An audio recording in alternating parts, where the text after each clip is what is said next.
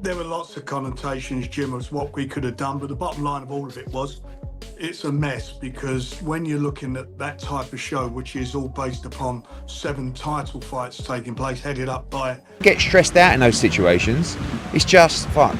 We got a... Deontay Wilder got injured and might pull out from Derek Chisora. Fight Inside reports suggest Wilder has suffered a hand injury during preparations, raising serious doubts over his participation.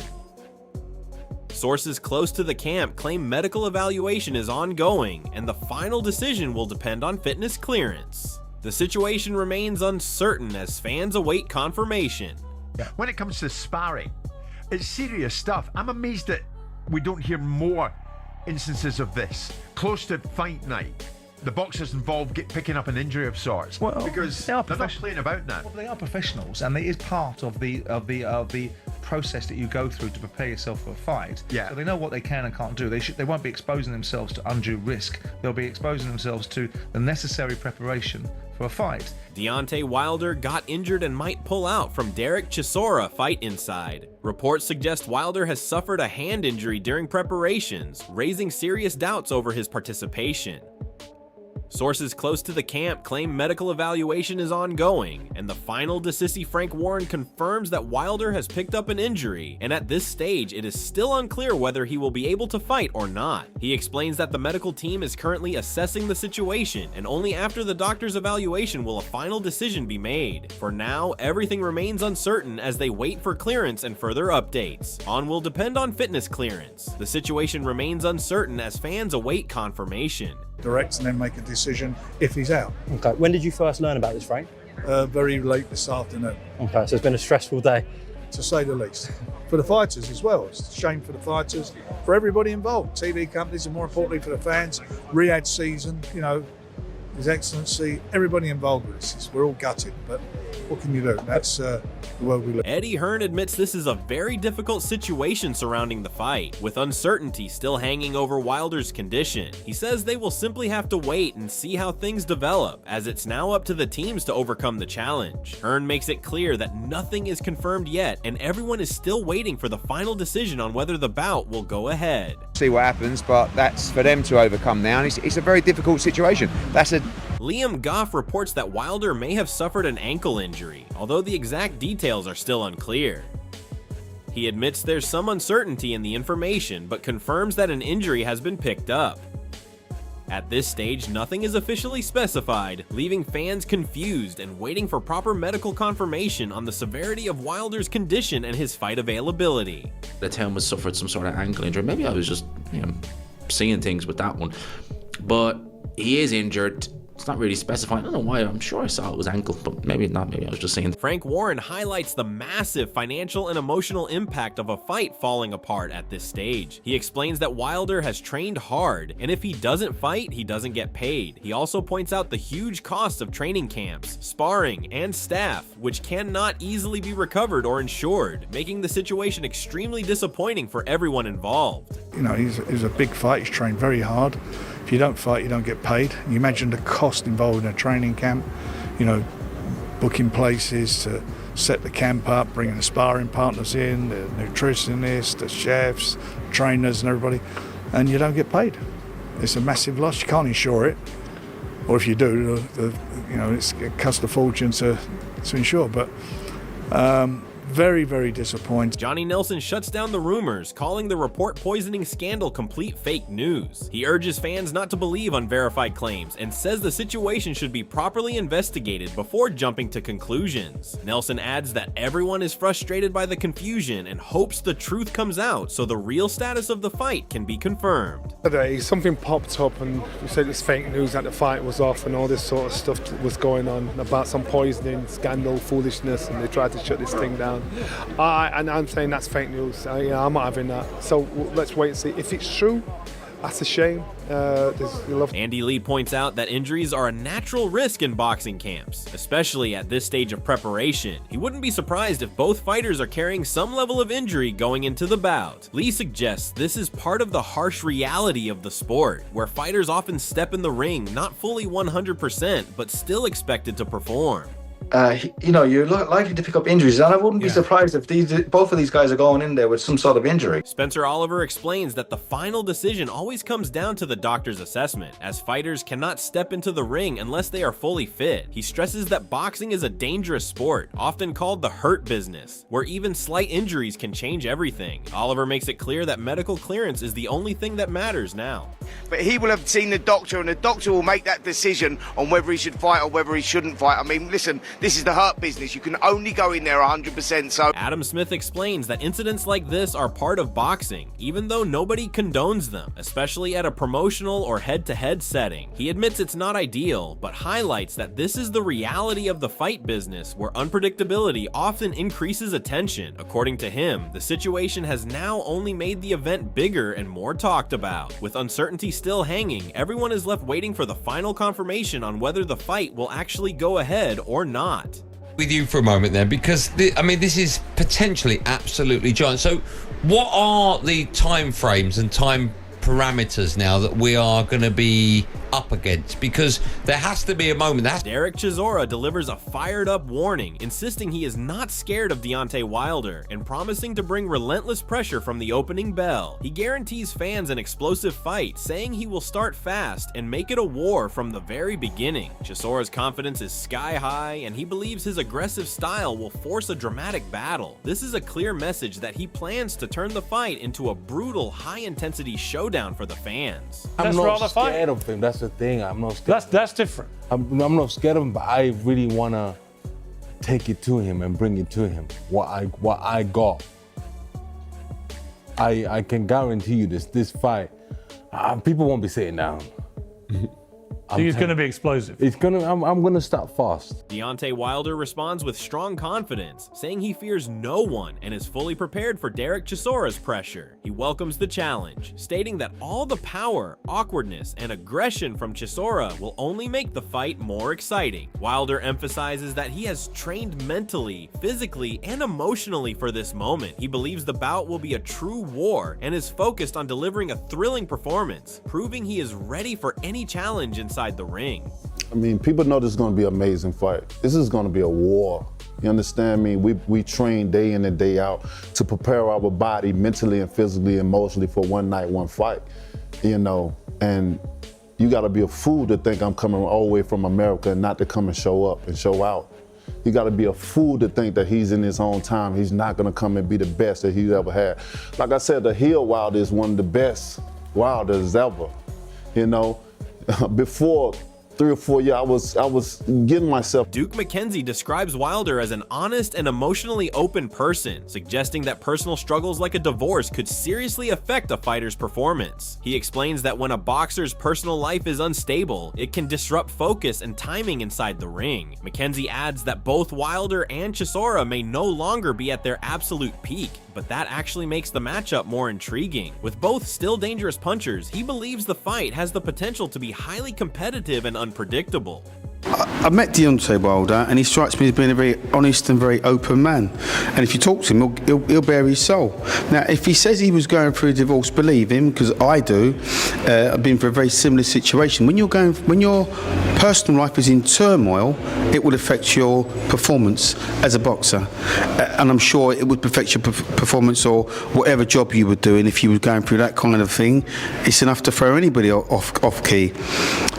I think the reality is with Chisora and Wilder, they may not be at their peak now, neither of them, which makes for a good fight because they can both punch. And as Fabio gives a balanced view of the matchup, suggesting that Derek Chisora appears to be in better form based on his recent performances compared to Deontay Wilder. He acknowledges why many see Chisora as the favorite going into the fight, and even leans slightly towards him for the win. However, he also stresses that Wilder's power makes him dangerous at any moment, meaning he can never be ruled out. It remains a classic clash of form versus knockout threat. I feel like Derek is definitely more.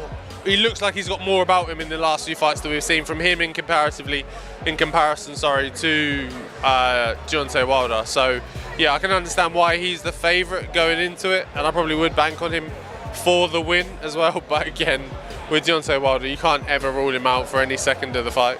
Ade Oladipo reflects on Wilder's current situation, expressing hope that fans see the return of the old bronze bomber. However, he points out that Chisora is coming in strong, unbeaten in recent fights against solid opposition like Otto Wallin and Joe Joyce. In contrast, Wilder's recent form raises doubts. Because of this, Oladipo believes Chisora's pressure and aggression could overwhelm Wilder, making the fight extremely uncomfortable. He ultimately suggests Chisora's momentum might be too much to handle in this matchup. Deontay Wilder, I mean, I'm hoping, just for the fans' sake, really, and obviously be working the event that we see a bit of the old Moses, a bit of the old Wilder, a bit of the bronze bomber. But you got to look at Chisora. Chisora's not been beaten for a while, and he's beaten some good names. Like, say what you want, but Otto Wallin's a decent fighter. Joe Joyce, decent fighter. And Chisora's won those fights. So Chisora's coming into this on form.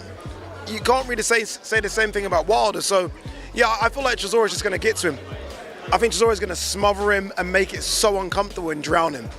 That being said, I think we all know that Wilder could chin him, but I'm going more of Chisora smothering him than Wilder knocking him out. I actually think Chisora could stop him late as well.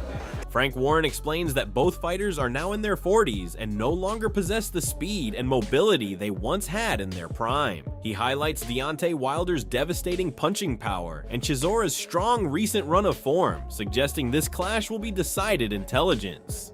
With both men likely to stand and trade in the center of the ring, Warren predicts a brutal, explosive shootout where neither fighter will be able to avoid the other's attacks. By experience and ring.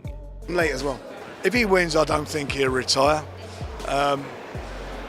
Look, both of them, it's their 50th fight. They're old guys. They're in their 40s. When I mean by old guys, not as old as me, but they're in their 40s, which is old for fighters. They don't retain the speed that they had and the mobility they had when they were younger. Big puncher in Deontay, you know, statistically the hardest punching heavyweight world champion, certainly apparently of all time. And you look at the purple patch that Derek's gone through over the last year or so, year and a half. This is going to be an exciting fight, and the reason will be because they're going to rely on their skills and their ring savvy, because they're not going to be able to get out of the way like they used to. So it's going to be bell go, centre of the ring, because that's the style they got, and it'll be a shootout. Frank Warren continues by emphasizing that both fighters are no longer as quick as they were in their younger days, which changes the dynamics of the fight completely. He believes their styles will naturally bring them into close-range exchanges once the bell rings. According to him, this sets up a high-risk, high-reward battle where both men will be throwing heavy shots. Warren suggests the fight will turn into a straight-up war, with power punches deciding who comes out on top. And who will prevail, because I'm not being disrespectful, they're in their 40s, aren't they now? So the speed that they had a few years ago is not there. Their styles will blend to make it a real, as soon as that bell goes, right on top of each other. And they'll be throwing. Johnny Nelson gives a straightforward assessment, suggesting that Deontay Wilder is no longer the fighter he once was at his peak. He believes this decline in form makes the fight less dangerous for Derek Chisora compared to earlier years. Because of this shift, Nelson actually leans towards Chisora having a realistic chance of winning the contest. He implies that Chisora's pressure and durability could be enough to overcome Wilder in his current state. Overall, Nelson sees this as a more competitive matchup now, where Chisora may well have the edge going into the fight. Remember, Wilder's 40 years old and Derek's 42, and whatever snap you had when you were in your 30s, it's going to start to slow down, and your vulnerabilities will start to stand out a little more as the older you get. So I'm going to side with Derek for... Duke McKenzie emphasizes that if Deontay Wilder wants to beat Derek Chisora, he must return to his old self and fight like the executioner he once was. He stresses that Wilder cannot afford to change or experiment with his style at this stage of his career. According to McKenzie, it is too late in the day for major adjustments, and sticking to proven methods is the only sensible approach. He warns that deviating from his natural approach could be dangerous, suggesting that experience and instinct rather than new tactics will decide Wilder's success. If he wants to beat Derek Chisora, he's got to go back to being the executioner. He's got to go out there and do what he's done throughout the whole of his career. It's too late in the day to change his style now. So that's not the most advisable thing to do. Not in my opinion. Eddie Hearn gives a brutally honest take on the matchup, calling Derek Chisora a clear underdog against Deontay Wilder. He believes that while Chisora has a chance, he could also get knocked out if the fight goes beyond the early rounds. Hearn highlights Wilder's dangerous punching power, suggesting that even a single clean shot could end the contest quickly. However, he also notes Chisora's resilience and toughness, making him capable of surviving early danger. Overall, Hearn sees this as a risky fight for Chisora, where survival past the midpoint could determine the outcome. Chisora can beat Deontay Wilder. I think he's a big underdog in the fight, and I think he may also get knocked out in the fight. If he gets past 5 or 6 rounds with Deontay Wilder, he's banging that fight. He might not get through 5 or 6 rounds with Deontay Wilder, but he's fighting. Adam Smith describes this fight as almost a 50-50 matchup, highlighting the uncertainty around what version of Deontay Wilder will show up. He points out Wilder's legendary one-punch knockout power, comparing it to some of the hardest hitters in heavyweight history, but also notes that his recent performances since the Fury trilogy haven't been at the same level. On the other hand, Derek Chisora is praised for his consistency and ability to grind out results in recent fights. Smith believes the build-up to the 50th fight will be massive, with huge anticipation, and calls it a genuinely great and competitive battle between two veterans. It's a fantastic, almost, you could say a 50-50. We don't know what Wilder's got left. Obviously, he possesses the biggest, probably single punch power since an Ernie Shavers, but he didn't look great. Well, hasn't looked great, has he, for the last couple of years, probably since the Fury trilogy.